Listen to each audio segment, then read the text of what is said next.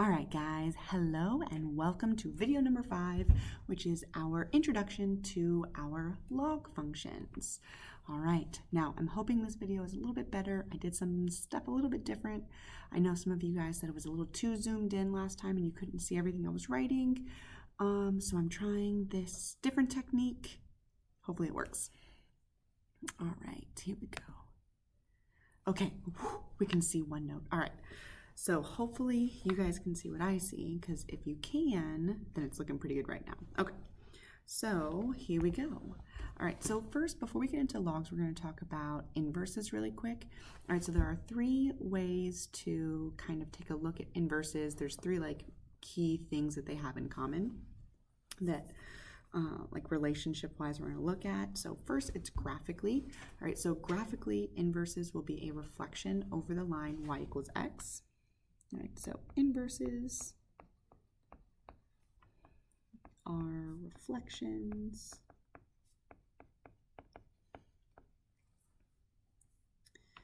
over y equals x.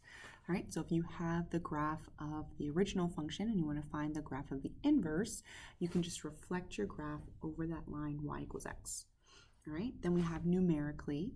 All right, so numerically, this is like if we're looking at a table of values or we're looking at coordinate points. Inverses just have swapped coordinates. All right, so numerically, inverses have swapped. Is there 2 P's? I think there might be. Swapped, I don't know, switched x and y, x and y. All right, so for example, if f of x has the coordinate point -2, 7, then f prime of x, or f inverse of x, not f prime. What am I doing? This isn't derivatives, Miss Lastly. F inverse of x would have the coordinate point 7, -2. Okay, so we're just swapping our x and our y's.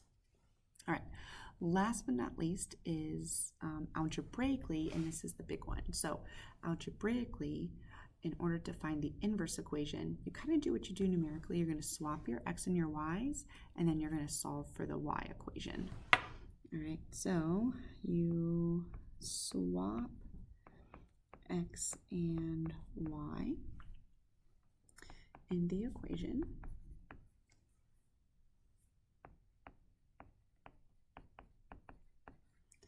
Then solve for y. Then solve for y to get the inverse equation.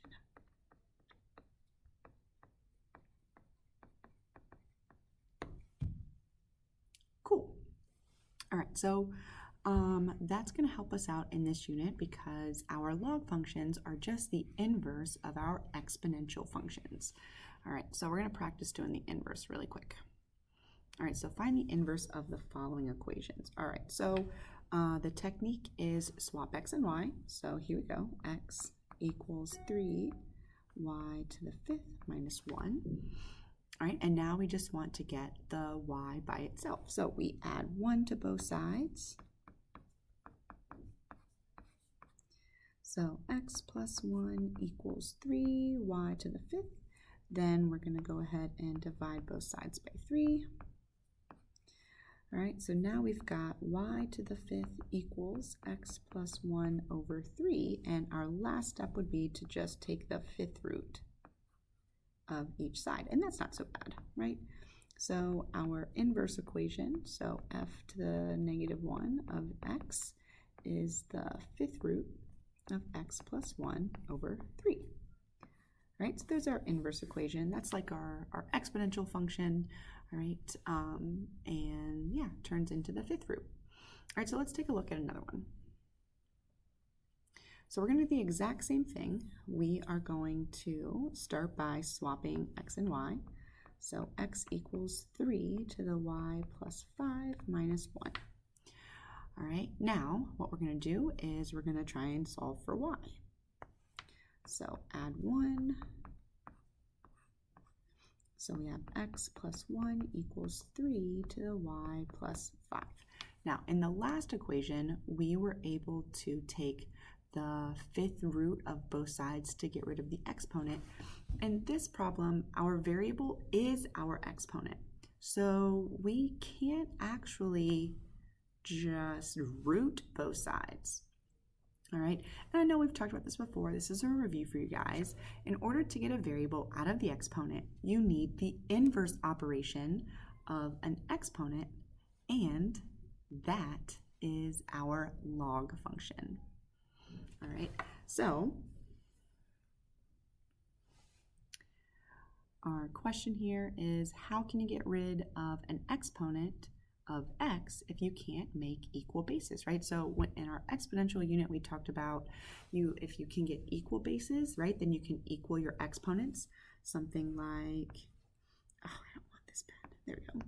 So something like 3 to the x equals 3 to the x plus 1, right? So if we have something like this problem right here, we have equal bases. So in order to get solve for x, we can then just equal our exponents. Well, the problem that we have right now is right up there, we don't have equal bases, right? So how do we do that?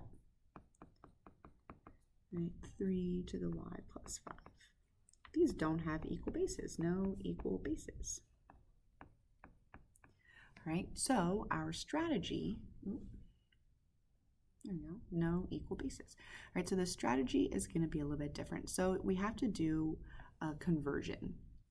All right, so inverses of an exponential. All right, so this is your log function. All right, so if we have something like a to the x equals b. All right, there's our exponential, and we want to get x out of the exponent. We need to apply the inverse of an exponential, and the inverse of an exponential is a log function. So I know there's a quick conversion technique, and I'm going to show that to you guys too, but I want you to see what you're actually doing, right? A lot of you just memorize oh, this is how you convert from log to exponential form.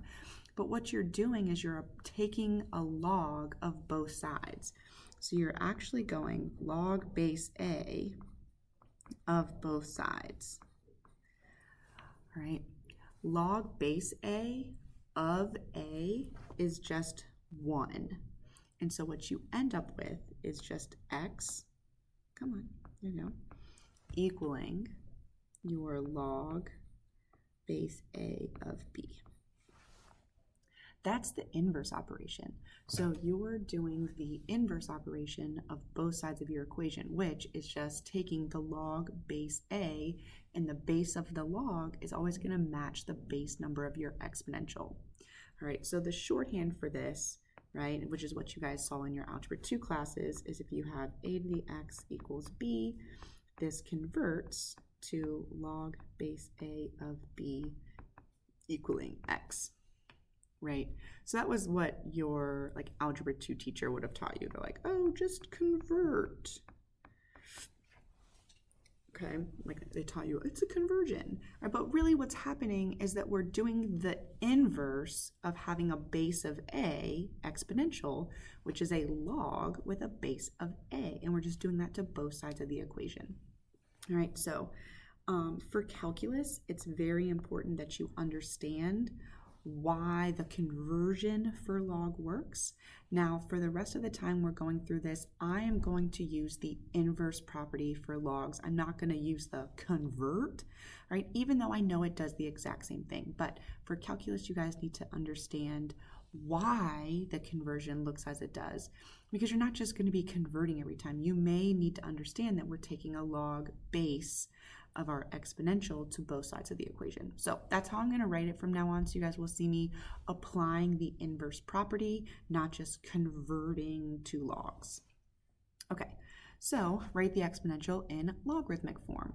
All right, so what I'm going to do is I look at my first one. I see that my base is 4. So using that inverse property, if I want to undo a base of 4, I do a log base 4. All right, so I'm just going to rewrite it so you guys can see.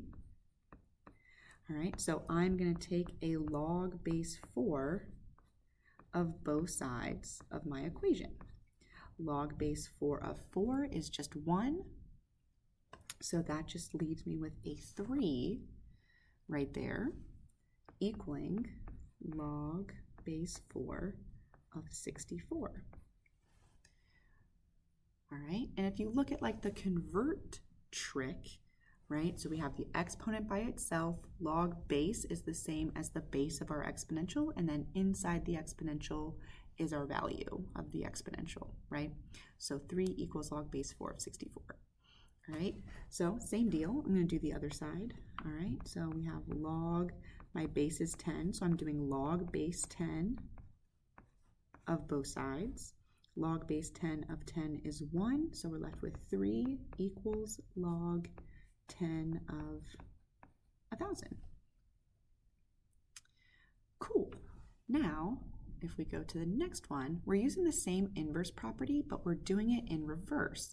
So if the opposite of an exponential with, there we go, if the opposite of an exponential with a base of 10 is a log base 10, then when we go the other direction, that means that the opposite of a log base 5 would be a 5 base exponential.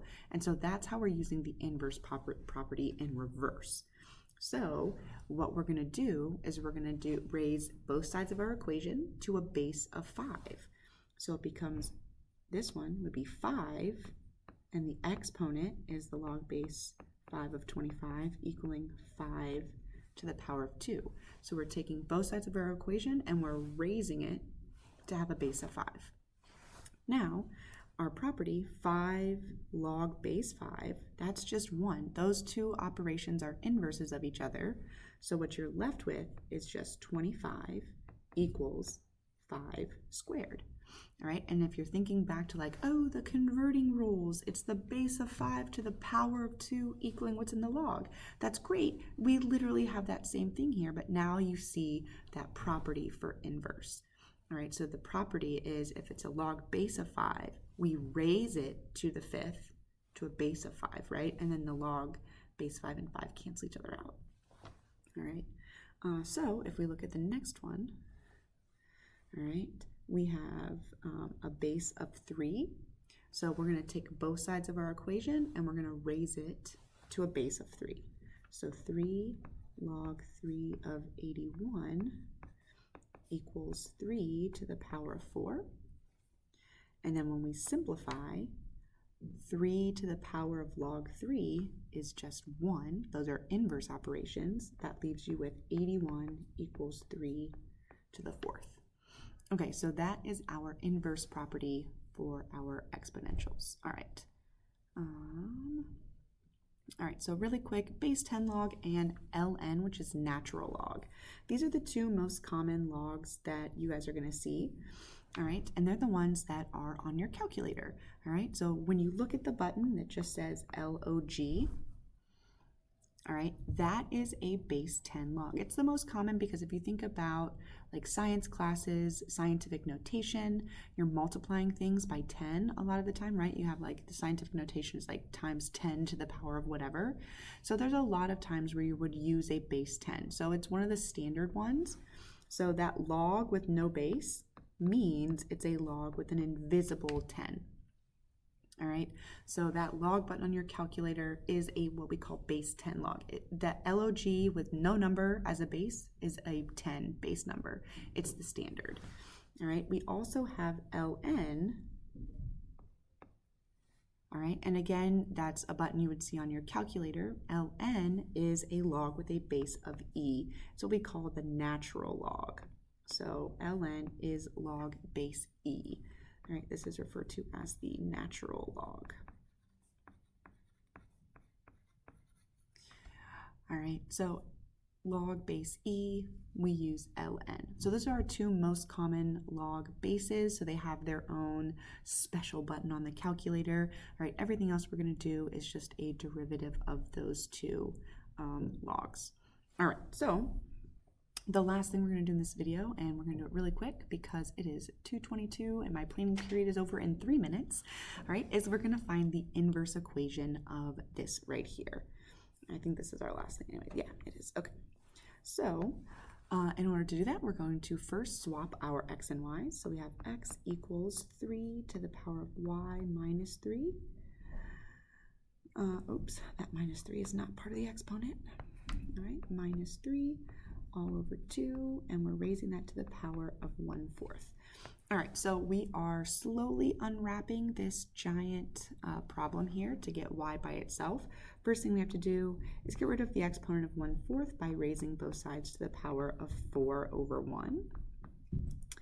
All right, those are inverses, so that's going to go ahead and go away. So I've got x to the 4th equaling 3 to the power of y minus 3 all over 2.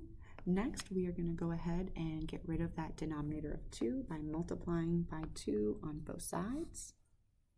So now we have 2x to the 4th equals 3y minus 3, add 3.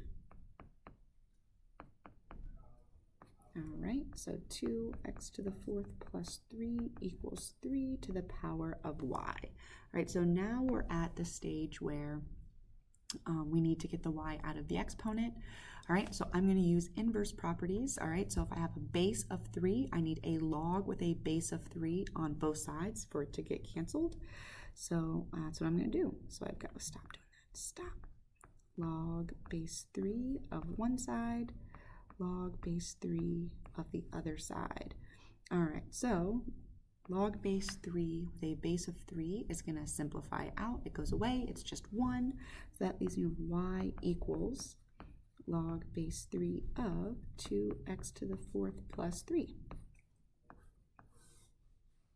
And that is my final answer. All right, guys, so this was your video going over introduction to logs. You should be able to now complete homework number 5. All right, bye.